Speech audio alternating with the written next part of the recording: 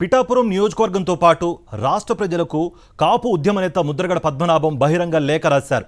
Fan గుర్తుకు vote వేసి CM జగన్ను మరోసారి ఆశీర్వదించాలని కోరారు.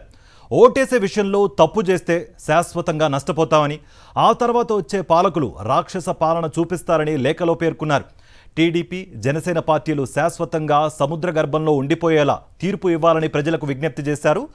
గాజు గ్లాసు పగిలి ఆ ముక్కలు హాని కలిగిస్తాయని, అందుకే అందరూ స్టీల్ గ్లాసులు వాడుతున్నారని లేఖలో పేర్కొన్నారు ముద్రగడ్. సైకిల్కు తుప్పు పట్టడంతో అందరూ మోటార్ సైకిళ్లు, కార్లు వాడుతున్నారని అన్నారు.